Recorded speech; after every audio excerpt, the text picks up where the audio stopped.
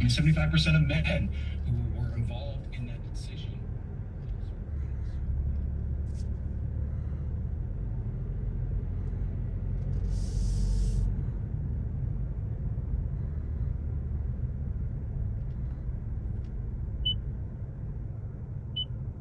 Themselves as pro-choice struggle emotionally after as 78% of pro-choice men do. But there are other consequences. I mean, many of them find themselves addicted to substances, substance abuse, depression, suicide. I mean, there are many things that the pro-abortion community doesn't want to tell you about. Well, they don't, because the evidence, the actualities of things don't matter to them. The only thing that matters is this euphemistic sort of thing about reproductive health and freedom. And the reality is that there are consequences. That's why when they say things like, it's no different than having a tooth pulled. Well, there aren't support groups for people who have their teeth pulled, but there are many, hundreds if not thousands of support groups across the United States for those who are post-abortive. And so when they minimize this and they trivialize the impact of the violence of abortion, it just kind of shows, well, which side actually cares about women? Which side actually cares about the dignity of human life? And this, people need to understand, this amendment would just wipe the slate clean of the basic laws like parental notification. I mean, this enshrines abortion as a fundamental right.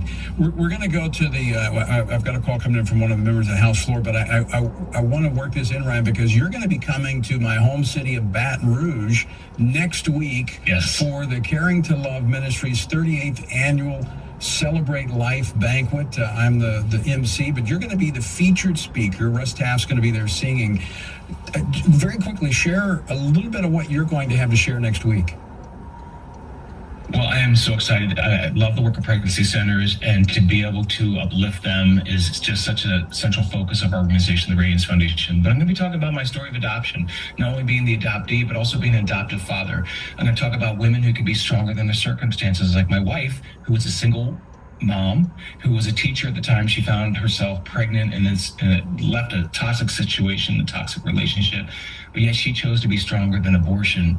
And that daughter, our daughter, Radiance, is the reason for the name of our organization. So I'll be touching on those stories and some other things at the Caring to Love banquet.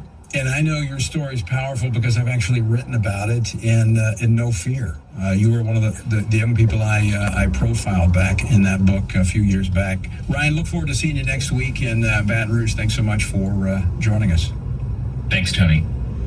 So you can find out more about how you can be a part of that event. Go to TonyPerkins.com. All right, let's go to the House floor. We've got Chris Smith on the House floor. He stepped off to give us an update of what is happening on the House floor today. Chris, thanks so much for joining us here on Washington Watch.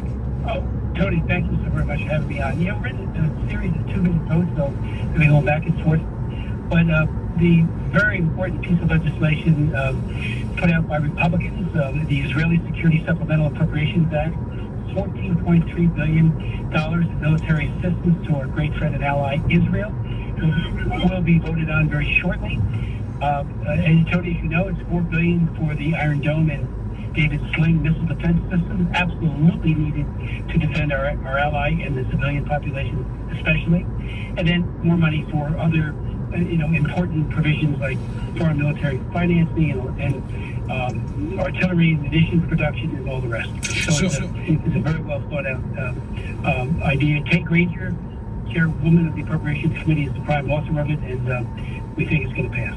So it looks good. Do you think there's going to be bipartisan support for the bill? Well, there should be some, but the Democrats were complaining bitterly that it was a separate vote and that the Ukraine aid package was not affixed to it. I mean, we're in the House of Representatives. Where the appropriations, the money originates here. Yes, that's the way the president sent it over.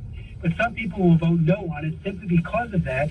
And they're also going to vote no on it because it has an offset. All that money that goes to the IRS, that ridiculous Biden initiative to hire all those new IRS agents, we take money from that and use it as an offset. They're claiming that these are conditions. These aren't conditions. Right. They're saying we have money that this White House has improperly allocated for for, really harassing Right. the American public with more IRS agents. So some of them will vote no on it for that reason, which is absolutely absurd. Yeah. Chris Smith, thanks so much for taking time to join us there on the House floor. Thank you, Joni. Great to talk to you. All right, folks, stick with us. On the other side of the break, we're going to look at the issue of religious intolerance. That's next. Don't go. The following is not an actor, but a real-life story from Trinity Debt Management. I had numerous credit cards and I was struggling with paying them off. If you're in debt and you need help, call Trinity at 1-800-788-1813 to talk to a certified counselor. I had heard about Trinity, so I made the call. They took care of all of my credit cards and now I am completely debt-free. Trinity will consolidate your accounts into one easy-to-manage monthly payment. Put a stop to late fees and over-limit charges. Reduce your interest and possibly improve your credit score. You'll save thousands. The people at Trinity are very friendly. They will do whatever you need them to do in order for you to feel better about being in a very difficult place. If your debt has you down, call Trinity at 1-800-788-1813. My name is Ann and I'm debt-free for keeps. 1-800-788-1813.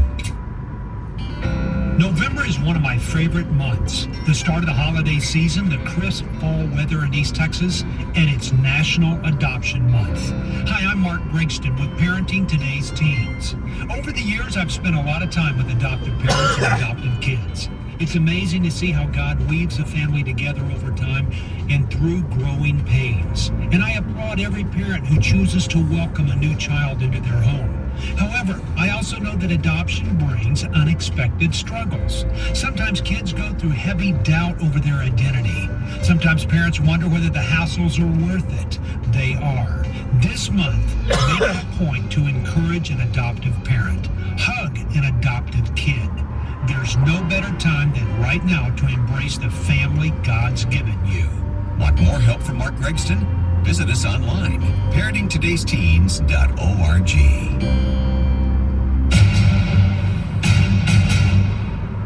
Welcome back to Washington Watch. Good to have you with us. Well, over the last week, one of the many attacks on Mike Johnson's Christian faith by the so-called media has been that he, quote, believes in a religious litmus test for politicians.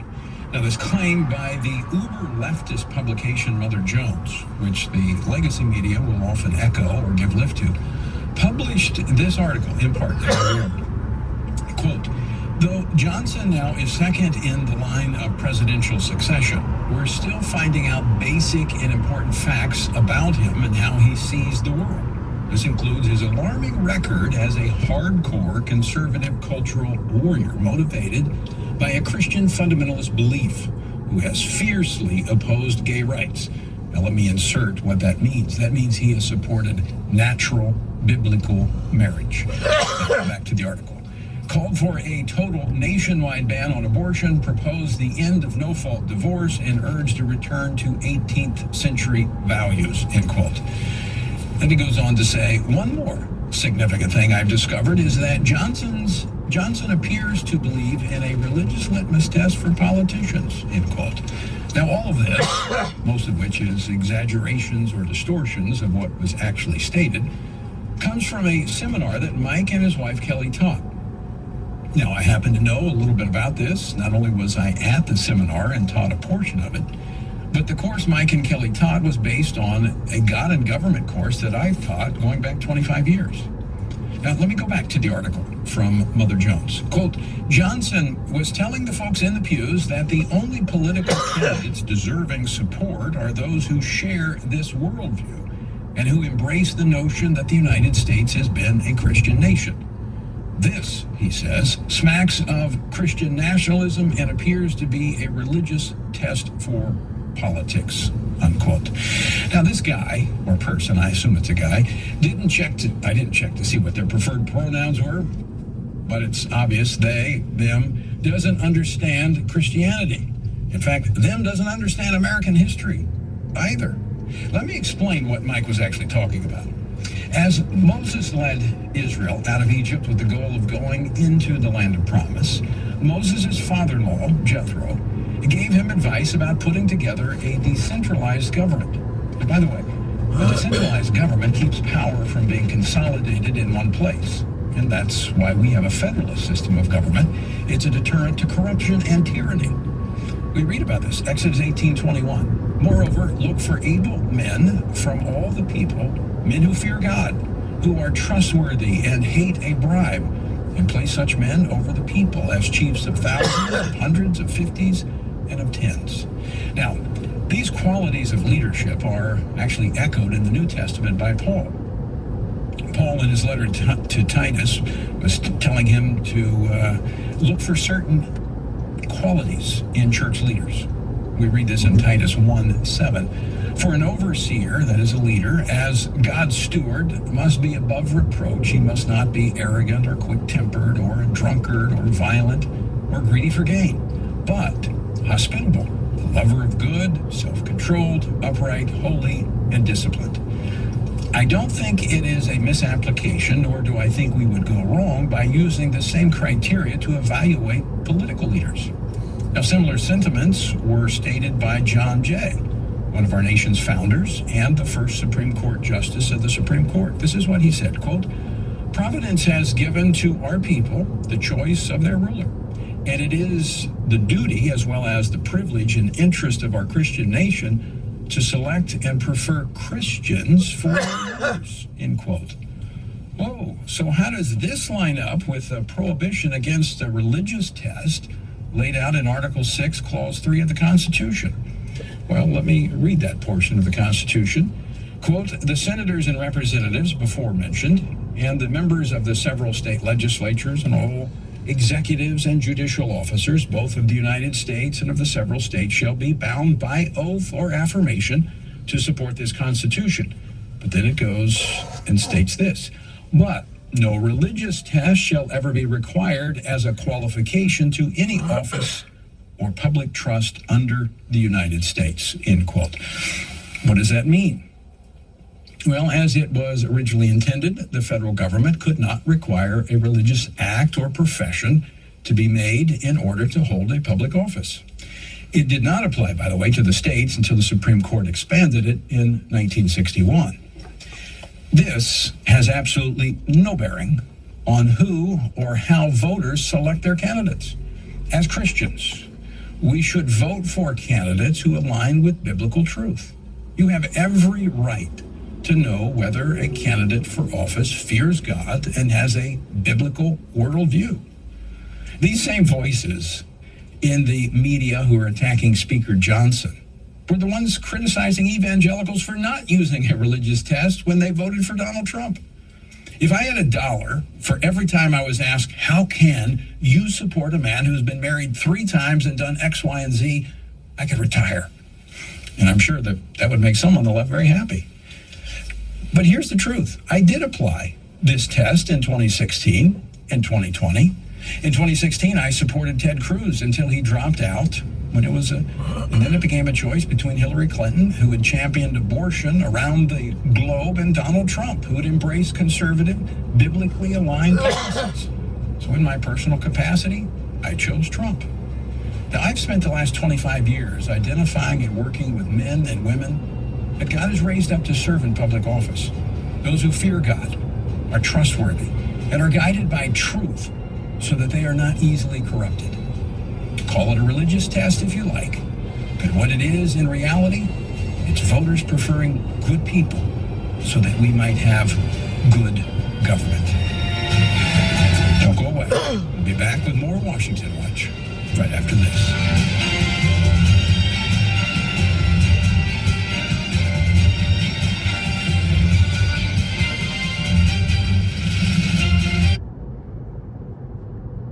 For centuries, the Bible has inspired humanity and shaped the very world we live in. But how do we know this book is the Word of God and not merely the words of men? What we believe about the Bible is based on what we believe about its source. The God who speaks explores the evidence of the Bible's inspiration and authority through some of the world's most respected biblical scholars. We have essentially a dual authorship. So it's true to say that Paul Romans, it's equally true to say that God wrote Romans. He says we saw this, and that sets the Bible apart from almost everything else in the ancient world and its religious pantheon of gods and goddesses. The God Who Speaks is a feature-length documentary from the American Family Association. Available now at thegodwhospeaks.org. The loss of a child through an abortion affects the emotional health of families. Feelings of anger, sadness, and regret can be overwhelming, but there is hope and healing in the aftermath. Call the International Helpline at 866-482-LIFE to talk with someone who's been where you are and healed to help others. Your call is confidential. 866-482-LIFE. Thanks for listening to AFR. I'm Tim Watson. Oh, no way that just happened. Yeah, this radio is old, man. Wait, you have Roku, don't you? Yeah, but how's that gonna help us? Dude, AFR's on Roku now. Oh, seriously? Yes, we're real new. All right, here we go. We're in the same. You are a genius. Oh, yeah. American Family Radio.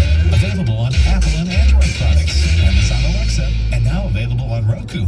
Confirmed dead in this latest violent attack. Abortion continues to be a hot-button issue. Man, it seems like the news gets worse every day. I can't even watch it. There's just nothing but bad news. You want some good news? Jesus loves you. Yeah, right. What does that mean? It means Jesus, who was actually God in human form, suffered and died to pay the penalty for sinners like you and me. He took the blame for all the sin in the world and then suffered and died so that we wouldn't have to be punished. So what? I'm not a sinner. Actually, we're all sinners.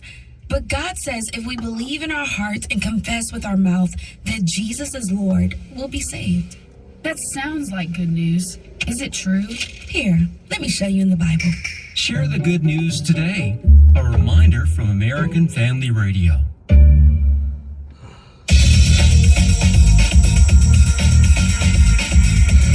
Welcome back to Washington Watch.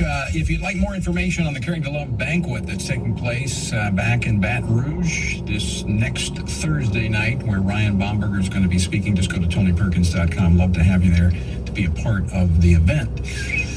So the war in Israel and its threat to engulf the entire Middle East region joins a growing list of international crises that the Biden administration has repeatedly proven ill-equipped to manage. It's interesting, former Defense Secretary Robert Gates, who led the military under both Bush and Obama administrations, recently said that the United States now faces the most international crises since the end of World War II. House Speaker Mike Johnson echoed those sentiments speaking to reporters this morning. This is a heavy time. If you look over the scope of all human history, and I'm an amateur historian myself, you'd be hard-pressed to find a moment in our history where there are so many challenges sort of compounded upon us at the same time. And so maybe the time of the Civil War. I mean, I think arguably even in the World Wars and the Great Depression, we've not seen the collection of challenges upon us as we face right now. Iran, Russia, China, North Korea all pose threats to the United States' security and international stability. So how did we go from relative global calm to near global crisis and chaos in such short order? Joining me now to discuss this is former Secretary of State Mike Pompeo, who served during the Trump administration. He was previously he served first as the director of the CIA and then as Secretary of State. Prior to that, he was the congressman from the state of Kansas. Secretary Pompeo, welcome back to Washington Watch. Good to see you. Tony, it's great to be with you again. So let's start with Israel. What's your latest assessment on their military progress and now the announcement that the Biden administration wants Israel to push the pause button?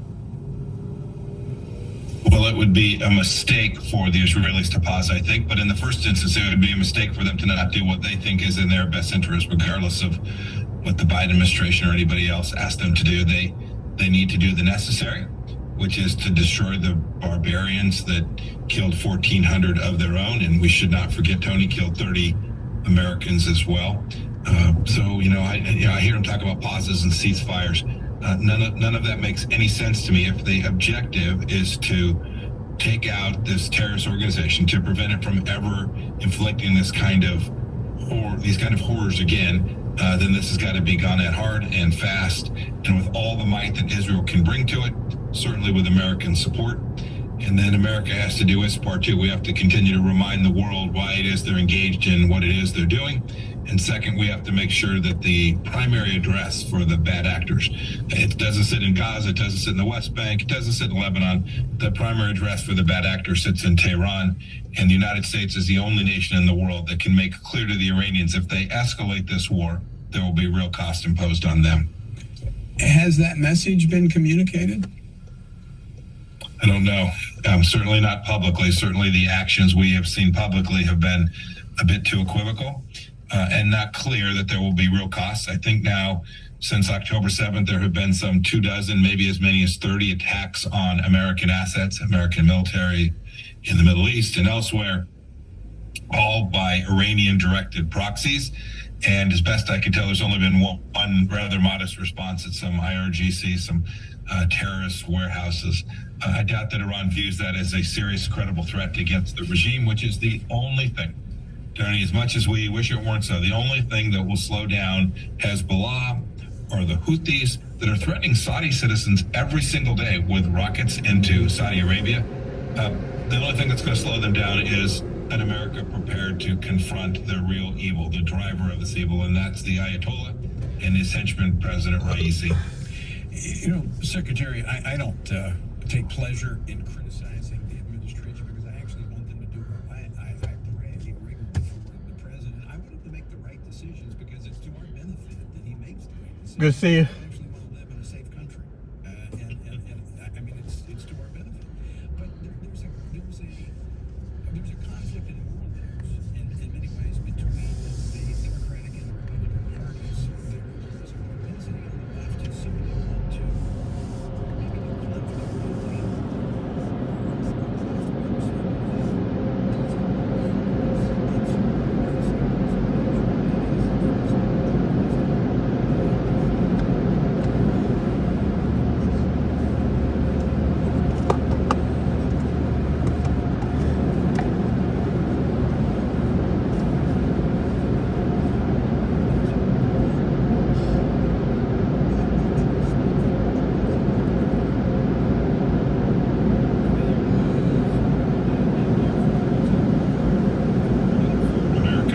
Today, the President of the United States is President Biden. He's from the other party that I'm not part of.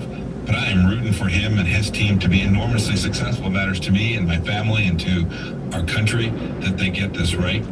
Unfortunately, they have taken a view that you can use sweet words and American money and diplomacy to push back against evil. Whether that was the debacle in Afghanistan that killed 13 Americans now a couple of years back, whether that was what happened in Ukraine. You know, Tony, it seems like that doesn't make the news anymore. Vladimir Putin was permitted to invade Europe. He didn't do that on my watch, on the watch of President Trump. He understood that we were serious about protecting our friends and allies and providing support to them. And when you don't do that, when you allow a Chinese spy balloon to come over your country for 5 days and do nothing, when you allow them to threaten your friends and you don't support your partners in the region, you call the Kingdom of Saudi Arabia a pariah state. The bad actors can see that, and Chairman Kim, Xi Jinping, Vladimir Putin, you should know they're all working together, and they're working against the things that matter to every American. Words matter. You knew that as Secretary of State. Donald Trump knew that. Biden knows that. And they are analyzing every word we speak to determine whether or not we're serious about maintaining America's interest first, or whether or not we subscribe to this idea of a global community.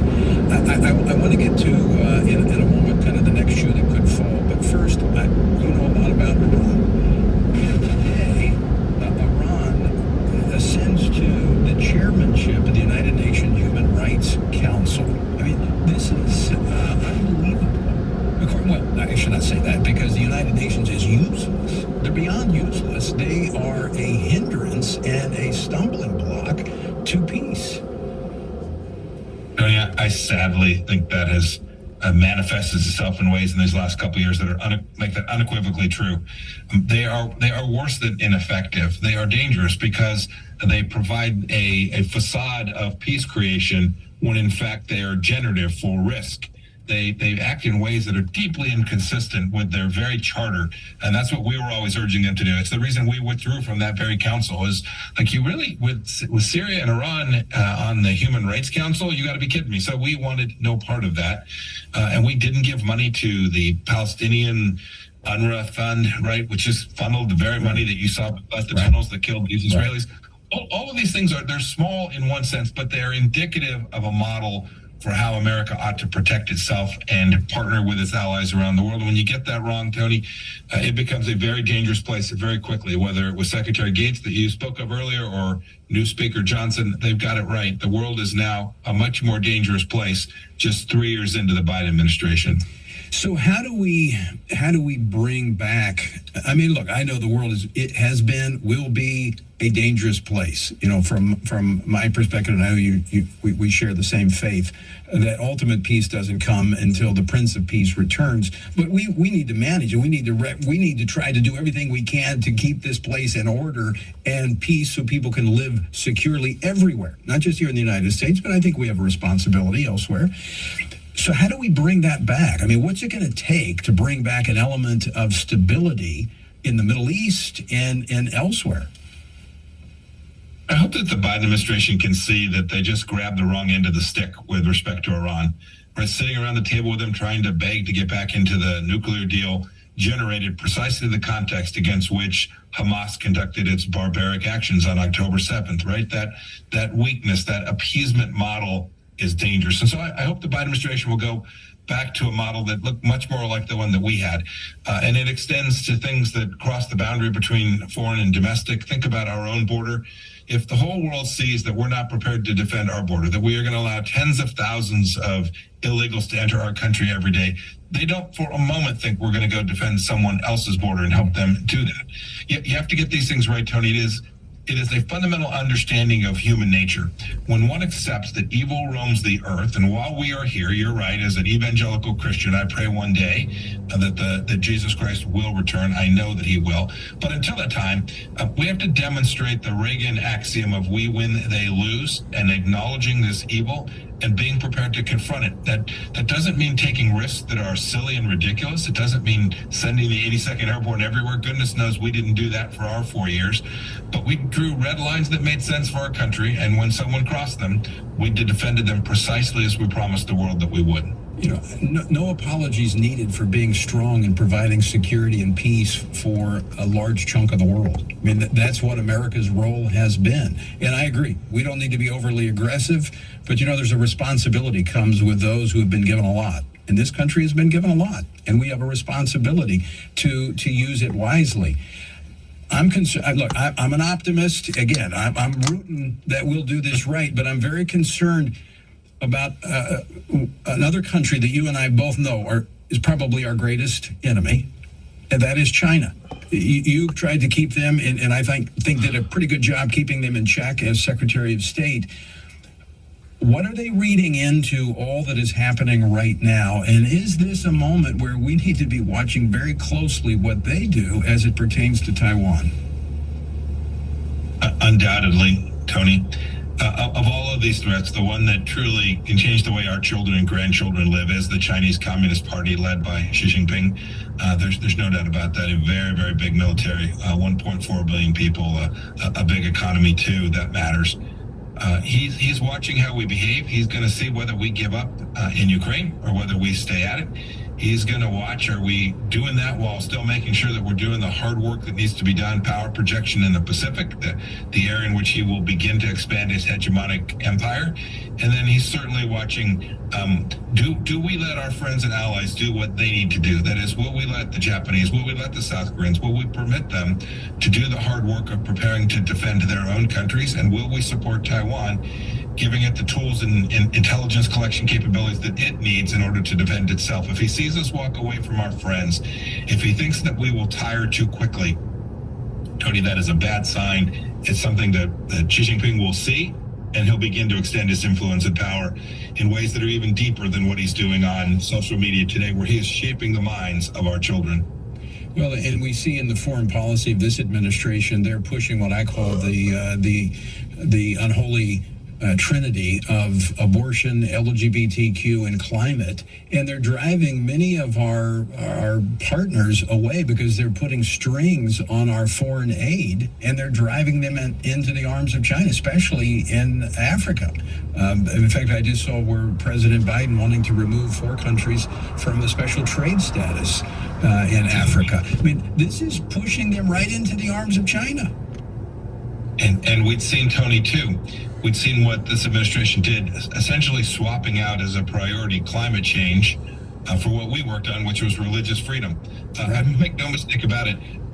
When we go to Xi Jinping and tell him, hey, we want to work on climate change with you, he smiles and nods and builds another coal-fired power plant.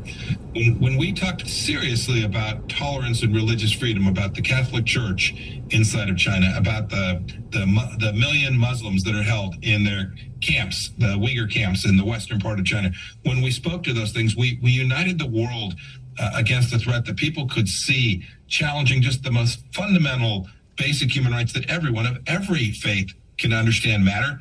And instead, if you trade that out for climate, I think Xi Jinping says these are not serious men and women. These are not people who actually understand humanity and human dignity. And when he sees that, he says they're no different than us. They're no better than us. And I'm going to demonstrate that to the world. And he'll find lots of adherents, whether that's in South America or in Africa or in Southeast Asia. He will see American weakness and decadence, and he will promote it. And when he sees those things, he'll move more aggressively, Tony. It is true every time in the civilization's history. Strong civil societies, people who have a foundational understanding of who they are and their faith, are much more prepared and capable of protecting their own people. And Mike, you just hit on how an administration shapes the international conversation. When the Trump administration was in position and you were Secretary of State, and you said repeatedly that religious freedom was your number one foreign policy objective, and we had the chance to work together when I was at the Commission, the U.S. Commission on International Religious Freedom. That was a discussion globally. I remember having those conversations with even Islamic country leaders. Now, you're absolutely right. It's about climate. It's about abortion. It's about the LGBT agenda. Religious freedom doesn't even get a peep from world leaders now as a result of this.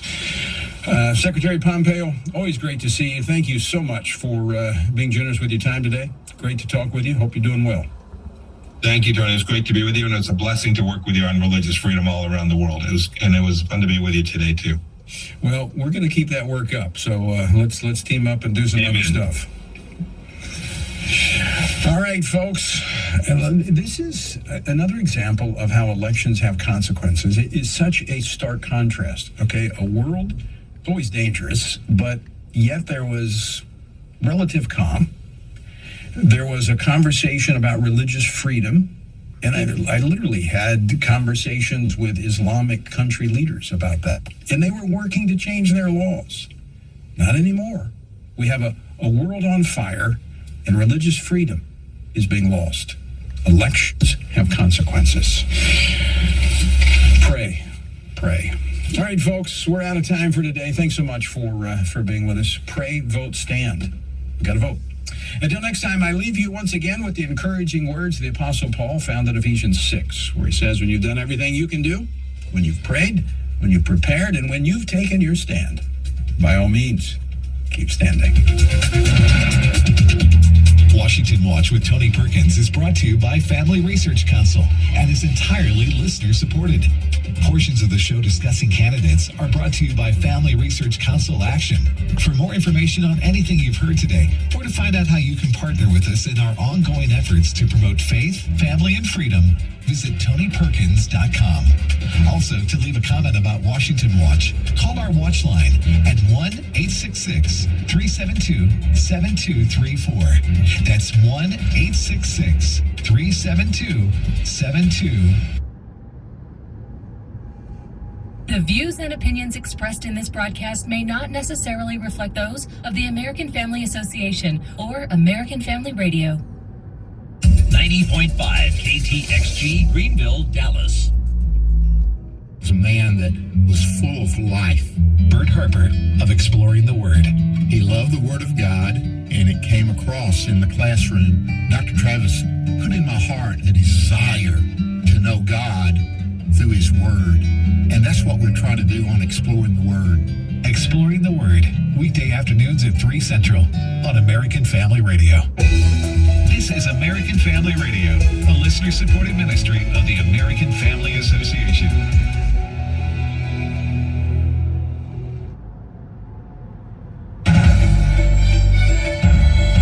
American Family News, I'm Robert Thornton. The eldest sons of former President Donald Trump testified in a civil trial in which they and their father are accused of inflating company assets. Here's Fox's Jessica Rosenthal. After testifying Wednesday afternoon, Donald Trump Jr. was back on the stand for a bit Thursday morning. He said he knew nothing about accounting. But when Eric Trump was on the stand, counsel for the New York Attorney General's office showed him company emails from a decade ago to remind him that he had been asked for documents to help complete his father's statements of financial condition. While Eric Trump also said he wasn't in charge of any financial issues at the company, he did acknowledge that he must have been asked to provide some information or paperwork for others.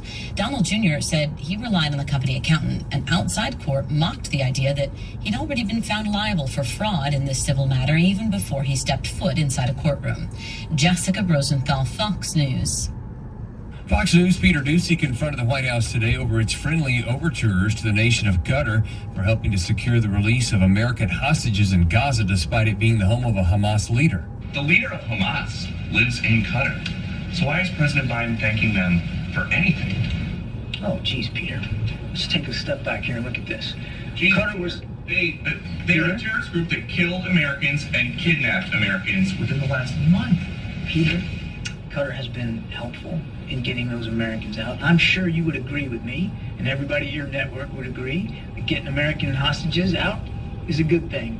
And Qatar was a key player in that regard. Qatar has lines of communication with Hamas that almost nobody else has. Now, I'm not saying that we support Hamas. Of course we don't. They're a terrorist organization, and Israel has an absolute right to go after them. Kirby did not address the issue of Qatar allowing the leader of Hamas to reside in the country. A retired Army general and a leading terrorism expert says Turkey must be kicked out of NATO if its president follows through on a commitment to support Hamas terrorists. Here's AFN's Chad Groening. Recently, Turkish President Recep Erdogan claimed the Palestinian terrorist group Hamas was not a terrorist organization, but a liberation group fighting to protect Palestinian lands. The Israeli Foreign Ministry reacted quickly, declaring that Israel wholeheartedly rejects the Turkish president's harsh words about the terrorist organization Hamas, adding that Hamas is a despicable terrorist organization worse than ISIS. Retired Army Lieutenant General Jerry Boykin is an original member of Delta Force and now serves as Executive Vice President of the Family Research Council. He is not surprised at the Turkish leader's comments. You need to understand that Recep Erdogan has two ambitions in life. One is to create a caliphate. The second is to be the caliph. So compare that to what he just came out and said. Well, that's part of his mindset. He wants to be just like it was in the Ottoman Empire. And I think that reestablishing the Ottoman Empire has been one of his ambitions from the time he became the president of Turkey. But Boykin believes Erdogan has too much to lose to go too far with supporting Hamas and Hezbollah. I will tell you, they're going to throw him out of NATO. They have to. If he does this, they have to throw him out of NATO. That has to be the end of it. But what's his loss there? It's whatever he gets from the revenues that the U.S. pays him and so forth for providing the U.S. with bases or other materials. But I tell you, this guy's got to be watched because I think that is his ambition. I'm Chad Groening. Mike Waltz, Republican representative from Florida, discussed the issue of Turkey saying they may engage in Gaza. He talked about the possibility of reevaluating that alliance on the Washington Watch with Tony Perkins program. Yeah, I think it is under constant evaluation. Tony, I don't want to lose Turkey. I mean, they're the largest land army in NATO. This is an Erdogan problem, not necessarily a Turkey problem. And I think there are things to do that we can do to leverage him in the right direction. What happens after Hamas is destroyed? Who's going to do the rebuilding? We need to be looking at Turkey, at Qatar, and others, And oh, by the way, we have to shut off the money flowing into Iran. For American Family News, I'm Robert Thornton. Do you believe children in your local Texas school district are being prepared to achieve the same level of success that you achieved? Or are they being indoctrinated with socialist and gender ideology? Before voting, Texans are turning to iVoterGuide.com to learn whose side their local school board candidates are really on. Election Day is Tuesday, November 7th. Vote wisely with iVoterGuide. The future of our children and our country depend on it. That's iVoterGuide.com. Darkness is not an affirmative force. It simply reoccupies the space vacated by the light. This is the Hamilton Corner on American Family Radio. It should be uncomfortable for a believer to live as a hypocrite. Delivering people out of the bondage of mainstream media and the philosophies of this world. God has called you and me to be his ambassadors, even in this dark moment. Let's not miss our moment. And now, the Hamilton Corner. Good evening, everyone. Welcome to the Hamilton Corner here on American Family Radio. I'm your host, Abraham Hamilton III, joined by the Corner Contingent. Right across from me, my man, 100 Grand, Mr. Bobby Rosa. And in the screening room, producer extraordinaire, the real J Mac, ladies and gentlemen, and we are ready to rock and roll with today's edition of the program. At this very moment, many of you, if not most of you, are making your transition from your part-time jobs where you generate an income to your full-time jobs where you cultivate an outcome. And as you do so, I want to encourage you to do so with an intentionality, understanding the primacy that God places on family.